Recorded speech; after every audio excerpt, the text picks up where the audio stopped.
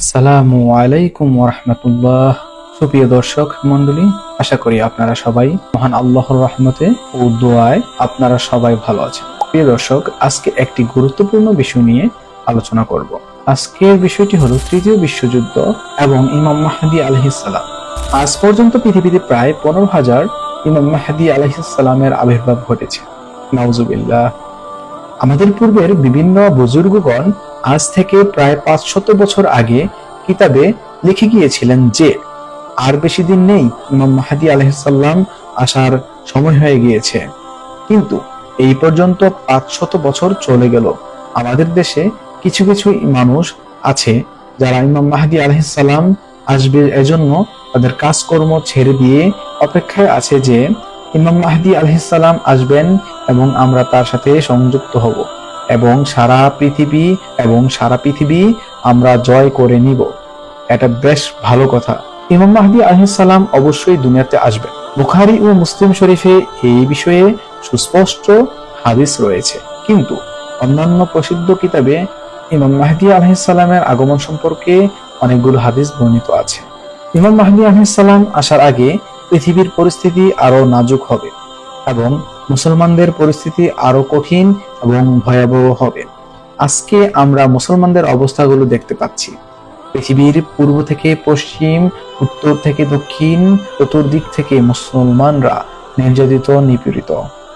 যে সিরিয়া সম্পর্কে বিশ্বনবী দোয়া করে বলেছিলেন, আল্লাহুম্মা বারিক লানা ফি শাম। অসংখ্য পয়গম্বর যে সিরিয়ার শামে এসেছিলেন, আজকে সেই সিরিয়ার অবস্থা ভয়াবহ। এছাড়াও বর্তমানে সারা পৃথিবীর অবস্থাও ভয়াবহ। বিশ্বনবী সাল্লাল্লাহু আলাইহি ওয়াসাল্লাম বলেছেন, ততক্ষণ পর্যন্ত পৃথিবীতে কিয়ামত হবে না যতক্ষণ পর্যন্ত 5টি যুদ্ধ না হবে। এক্ষেত্রে রাসূলুল্লাহ সাল্লাল্লাহু আলাইহি ওয়াসাল্লাম নিজেই বলে গিয়েছেন যে 2টা যুদ্ধ তিনি আসার পূর্বেই হয়ে গিয়েছে, তাহলে আর 3টি যুদ্ধ বাকি থাকে। সাধারণত আমরা সবাই জানি পৃথিবীতে 2টি বিশ্বযুদ্ধ হয়ে গিয়েছে। এখন আমরা তৃতীয় বিশ্বযুদ্ধের জন্য অপেক্ষারত। এখন এই তৃতীয় যুদ্ধ নিয়ে কথা। আসলে এই তৃতীয় যুদ্ধ কার সাথে হবে এবং কে করবে? অনেকেই বলেছেন তৃতীয় বিশ্বযুদ্ধ মানেই হলো ইমাম মাহদী আলাইহিস সালামের আগমন এবং ইমাম মাহদী আলাইহিস সালাম কর্তৃক সারা দুনিয়ার নাস্তিক এবং কাফেরদের বিপক্ষের যুদ্ধ। আবার অনেকেই বলেছেন এই যুদ্ধটি হলো সাইয়্যিদানা হযরত ঈসা আলাইহিস সালামের যুদ্ধ। আর বর্তমান বিশ্লেষকগণ বলেন তৃতীয় বিশ্বযুদ্ধ হলো যুক্তরাষ্ট্র, রাশিয়া, ইরাক, ইরান এবং সারা পৃথিবী জুড়ে যে যুদ্ধটি হবে সেটি। বিশেষজ্ঞগণ বলেন এই যুদ্ধটি হবে পারমাণবিক অস্ত্রের যুদ্ধ। এখন তো সাধারণত মিসাইল, আত্মঘাতী বোমা হামলা, বিভিন্ন ধরনের যুদ্ধ হয়ে থাকে, কিন্তু ওই যুদ্ধটি হবে পারমাণবিক অস্ত্রের যুদ্ধ, যে যুদ্ধে পৃথিবীর প্রায় 1/3 মানুষ মারা যাবে এবং সেই সাথে পৃথিবী থেকে অনেক ধরনের প্রাণী বিলুপ্ত হয়ে যাবে। প্রিয় দর্শক, অনেক আলেম ওলামা বলেছেন পারমাণবিক যুদ্ধ নয়, সেটি হবে এক মহামারী ভাইরাসের যুদ্ধ। ইতিমধ্যে করোনা ভাইরাস পুরো পৃথিবীকে আতঙ্কিত করে রেখেছে। প্রতিটি দেশ এখন বড় ধরনের বিপর্যয় এবং মৃত্যুর অপেক্ষার প্রহর গুনছে। এটি যেন কোনো অংশে একটি বিশ্বযুদ্ধ থেকে কম নয়। অনেক গবেষণায় পাওয়া যায় সে সময় অনেক প্রাণীর বিলুপ্ত হওয়ার সম্ভাবনা থাকলেও একটি প্রাণী জীবিত থাকবে, সেই প্রাণীটি হলো তেলাপোকা। তাহলে বোঝা গেল আজকে পৃথিবীর যে পরিস্থিতি, তার ফলে তৃতীয় বিশ্বযুদ্ধ হতেই পারে। এই তৃতীয় বিশ্বযুদ্ধ কখন হবে, কিভাবে হবে? তখন ইমাম মাহদী আলাইহিস সালাম পৃথিবীতে আগমন করবেন, জি আমরা নিশ্চিত, কিন্তু দিনক্ষণ এখনো নিশ্চিত নয়। বিশ্বনবী সাল্লাল্লাহু আলাইহি সাল্লাম অন্য একটি হাদিসের মধ্যে বলেছেন ইমাম মাহদী আলাইহিস সালামের আবির্ভাব ততক্ষণ পর্যন্ত ঘটবে না যতক্ষণ পর্যন্ত পৃথিবীর 1/3 মানুষকে হত্যা করা হবে এবং তখন পৃথিবীর 1/3 মানুষ জীবিত থাকবে। অবশ্যই রাসূল সাল্লাল্লাহু আলাইহি ওয়াসাল্লামের হাদিস নিঃসন্দেহে সঠিক এবং বর্তমানে আমরা এগুলো ঘটার প্রোগ্রাম ও প্রস্তুতি চোখের সামনে দেখতে পাচ্ছি। করোনা ভাইরাস দিয়ে যেন সংকট এবং বড় ধরনের বিপর্যয়ের সূত্রপাত হয়ে গেল এবং বুখারীর হাদিসে পাওয়া যায় রাসূল সাল্লাল্লাহু আলাইহি ওয়াসাল্লাম বলেছেন ইমাম মাহদী আলাইহিস সালামের আগমনের পূর্বে ফুরাত নদী শুকিয়ে যাবে। অর্থাৎ দ্বিতীয় বিশ্বযুদ্ধ হওয়ার আগে মানুষ কি নিয়ে যুদ্ধ করবে? তাহলে এই ফুরাত নদী শুকিয়ে যাবে এবং ওইখান থেকে একটি স্বর্ণের খনি বের হবে। এই স্বর্ণের খনি আত্মসাৎ করার জন্য মানুষ একে অপরের সাথে যুদ্ধ করবে। তার ফলে অনেক মানুষ মারা যাবে এবং 1/3 মানুষ পৃথিবীতে জীবিত থাকবে। ইমাম মাহদী আলাইহিস সালাম পৃথিবীতে আগমনের পূর্বে আরো কয়েকটি আলামত আছে। তার মধ্যে একটি হলো রমজান মাসে এক বিকট আওয়াজ হবে এবং এই বিকট আওয়াজের ফলে 70,000 মানুষ অন্ধ হবে, 13,000 মানুষ বিকলাঙ্গ হবে, 70,000 মানুষ বধির হয়ে যাবে এবং 70,000 মানুষ বোবা হয়ে যাবে।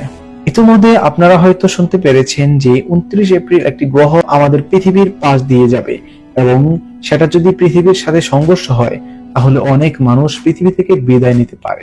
তাহলে এই বছর যদি রোজা 23 বা 24 এপ্রিল হয় এবং গ্রহাণুটি যদি পৃথিবীর পাশ দিয়ে 29 এপ্রিল যায়, তা নিয়েও আলেম ওলামারা বিভিন্ন সংকট করছেন।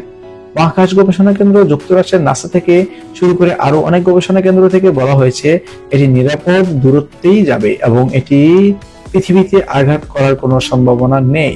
কিন্তু আল্লাহই ভালো জানেন, ভালো মন্দ সকল কিছুই আল্লাহ তাআলার হাতে।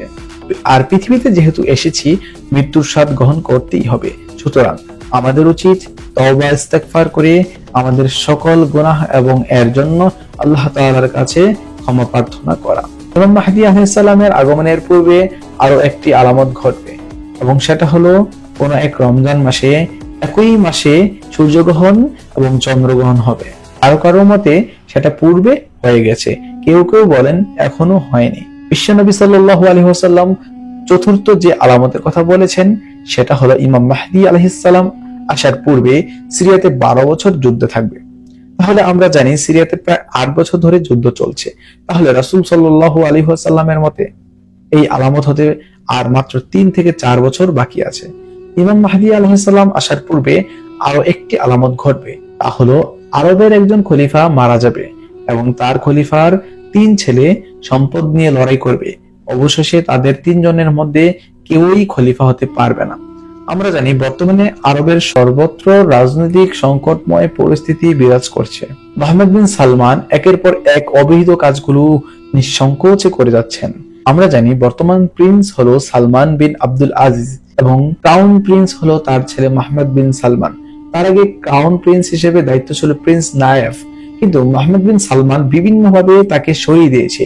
ততক্ষণে আমরা দেখতে পাই হাদিসের বর্ণনা অনুযায়ী সালমান বিন আব্দুল্লাহ আজিজ হলেন সেই খলিফা এবং তার 3 পুত্র রয়েছে এবং এর থেকে আমরা বুঝতে পারি সালমান বিন আব্দুল আজিজ মারা যাওয়ার পর ইমাম মাহদী আলাইহিস সালামের আগমন ঘটবে। আবির্ভাব ঘটার পূর্বে আরো একটি আলামত ঘটবে, সেটা হলো হজের মৌসুমে হত্যা যুদ্ধ চালানো হবে। আমরা যদি লক্ষ্য করে দেখতে পাই আজকে কিন্তু আরবের অবস্থা অনেকটা এইরকম এবং এইগুলোই হচ্ছে ইমাম মাহদী আলাইহিস সালাম আসার পূর্বাভাস। ইমাম মাহদী আলাইহিস সালাম আসবেন, এসে জমজম হাতিমে কাবা এর মাঝখানে দাঁড়াবেন। ওনার চেহারা সম্পর্কে বিশ্বনবী সাল্লাল্লাহু আলাইহি ওয়াসাল্লাম বলছেন ওনার কপাল খুব চওড়া হবে, নাক খাড়া হবে, ওনার চেহারা একেবারেই উজ্জ্বল হবে না, মাঝামাঝি হবে, উনি অতি লম্বা হবেন না এবং অতি খাটোও হবেন না। উনি যখন সবার সাথে দাঁড়াবেন তখন ওনাকে সবার থেকে বড় দেখা যাবে, যা রাসূল সাল্লাল্লাহু আলাইহি ওয়াসাল্লামের ভেতরেও ছিল। উনি অতি সুস্বাস্থ্যবান হবেন না, মাঝামাঝি অবস্থায় থাকবেন। আল্লাহ রাব্বুল আলামিন যত পয়গম্বর দুনিয়াতে পাঠিয়েছেন পয়গম্বরকে ওই জামানার সবচেয়ে সুন্দর হিসেবে পাঠিয়েছেন। সুবহানাল্লাহ। রাসূলুল্লাহ সাল্লাল্লাহু আলাইহি ওয়াসাল্লামের যত আওলাদ দুনিয়াতে আছে তাদের সকলের চেহারা সুন্দর। মাহদী আলাইহিস সালামের নাম কি হবে? বিশ্বনবী সাল্লাল্লাহু আলাইহি ওয়াসাল্লাম বলেন তার নাম হবে মুহাম্মদ, আমার নামে নাম। এবং আরো গুরুত্বপূর্ণ তথ্য দিয়েছেন রাসূল সাল্লাল্লাহু আলাইহি ওয়াসাল্লাম তার বাবার নাম আমার বাবার নামের মতো আব্দুল্লাহ হবে, তার মায়ের নাম আমার মায়ের নামের মতো আমিন হবে। হযরত ইমাম মাহদী আলাইহিস সালাম যখন আসবেন তখন তিনি মদিনা থেকে মক্কায় আসবেন এবং মানুষ তার নিকট হাতে হাত রেখে বায়াত হতে যাবে এবং মানুষ তাকে দেখেই চিনে ফেলবে এবং বলবে এই হলো আমাদের নেতা। মুসলমানগণ যখন এই আওয়াজ শুনবে তখন চতুর্দিক থেকে মুসলমানগণ তার কাছে এসে বায়াত গ্রহণ করতে ভিড় করবে। খোরাসান থেকে কালো এক পতাকাধারী বাহিনী যাবে এবং তোমার সেখানে এসে ইমাম মাহদী আলাইহিস সালামকে খুঁজবে। এই কালো পতাকা তার এই দল পৃথিবীতে কতবার যে এসেছে তার প্রত্যেকেই নিজেকে ইমাম মাহদী আলাইহিস সালাম দাবি করেছে। বনু আব্বাসিয়া নামে একটি দল ছিল এবং তাদের পতাকা ছিল কালো। তখন তারা অনেকেই নিজেকে ইমাম মাহদী আলাইহিস সালাম বলে দাবি করেছিল। আবার কিছুদিন আগে একটি দল বের হয়েছিল, তার নাম ছিল আইয়াস এবং তারাও নিজেকে ইমাম মাহদী আলাইহিস সালাম বলে দাবি করেছিল। কিন্তু সর্বশেষ কথা হলো সেই আইয়াস দলটি ইমাম মাহদী আলাইহিস সালামের দল তো দূরের কথা, মুসলিম বলে পরিচয় দেওয়াটাও ঠিক হবে না। কিন্তু সর্বশেষ কথা হলো, ইমাম মাহদী আলাইহিস সালাম যে আসবে তার অনেক নমুনা ঘটে গেছে। কিছুদিন আগে 2020 সালকে মুসলমানদের জন্য একটি স্মরণীয় সাল বলা হয়েছিল, কারণ ডোনাল্ড ট্রাম্প তালেবানদের সাথে একটি শান্তি চুক্তি করেছিল এবং এটি ছিল ইমাম মাহদী আলাইহিস সালামের আসার পূর্বাভাস। কেননা বিশ্বনবী সাল্লাল্লাহু আলাইহি সাল্লাম বলেছেন, আমার উম্মতের মাঝে এমন একটি দল থাকবে যে দলগুলো কিয়ামত পর্যন্ত অপশক্তি প্রয়োগকারী দলগুলোর উপর বিজয়ী হবে। দেখুন, তালেবানদের অনেক চেষ্টা সাধনার পর কিন্তু আমেরিকা তাদের কাছে হার মানতে বাধ্য হয়েছে, তাদেরকে ধ্বংস করতে পারেনি। এমনকি ব্রিটিশ, রাশিয়া, সর্বশেষ যুক্তরাষ্ট্র পর্যন্ত পরাজয় বরণ করেছে। তালেবানদের ধ্বংস করে দিতে চেয়েছিল, কিন্তু অবশেষে তারা শক্তি সামর্থ্য হারিয়ে আপোষ করতে বাধ্য হলো। তাদের পকেটে থেকে যাওয়া মিসওয়াক, মাথায় থাকা পাগড়ি, চেহারার সুন্দর দাড়ি, সম্পূর্ণ সাধারণ মানুষ তারা, কিন্তু তাদের শক্তি কি? তাদের শক্তি হলো ঈমান। তালেবান নেতার নাম হলো সাইকুল হাদিস। তিনি সারা বিশ্বে মানুষদের সামনে একথা প্রমাণ করেছেন যে তারা জঙ্গিবাদ নয়, বরং শান্তিপূর্ণ এবং সভ্যতা, সহনশীলতা এবং বিভিন্ন ধর্মের মানুষের সাথে সৌহার্দ্য সম্প্রীতিতে বিশ্বাসী। এবং তালেবানদের মধ্যে এই কর্মকাণ্ড পরিলক্ষিত হয়, কট্টরপন্থী নয়। সুপ্রিয় দর্শক, ইমাম মাহদী আলাইহিস সালাম পৃথিবীতে আসবে, এটা নিয়ে হতাশ হওয়ার কিছু নেই। কারণ সুফিয়ান সাউরীর বলেন, যদি ইমাম মাহদী আলাইহিস সালাম আমার ঘরের সামনে দিয়ে যায়, তাহলে আমরা তাকে ডাক দিব না। তিনি যে ইমাম মাহদী আলাইহিস সালাম, সেটা আল্লাহ তাআলা এমনিতেই উপস্থাপন করে দিবেন।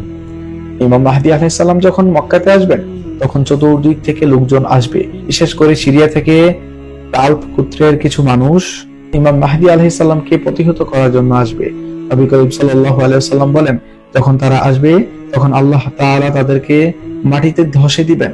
এই দিক দিয়ে আরবের মধ্যে কিছু লোক ইমাম মাহদী আলাইহিস সালামের বিরোধিতা করবে এবং আল্লাহ তাআলা তাদের ধ্বংস করে দিবেন। দুনিয়ার কোনো পারমাণবিক অস্ত্র, কোনো ড্রোন হামলা, কোনো আত্মঘাতী হামলা, কোনো অপচেষ্টা এবং দুনিয়ার কোন শক্তি আল্লাহ রাব্বুল আলামিনের অসংখ্য দয়ায় ইমাম মাহদী আলাইহিস সালাম যাবতীয় বিপদ থেকে রক্ষা পেয়ে যাবেন। দুনিয়ার কোন শক্তি ইমাম মাহদী আলাইহিস সালামকে হারাতে পারবে না। ইমাম মাহদী আলাইহিস সালামের বাহিনীরা জয়ী হবেন এবং পুরো পৃথিবীতে তারা ইসলামের শাসন কায়েম করবেন। আল্লাহ মানুষদেরকে এত পরিমাণ বেশি বরকত দিবেন যে পৃথিবীতে তখন কোনো গরিব থাকবে না। আজকের আলোচনার ধারা আমরা বুঝতে পারলাম, ইনশাআল্লাহ ইমাম মাহদী আলাইহিস সালাম দুনিয়াতে আসবেন এবং তার আসার সময় অতি নিকটবর্তী। কিন্তু কখন আসবে তা একমাত্র আল্লাহ তাআলা ভালো জানেন। আল্লাহ তাআলা আমাদের বোঝার তৌফিক দান করুন। আমিন।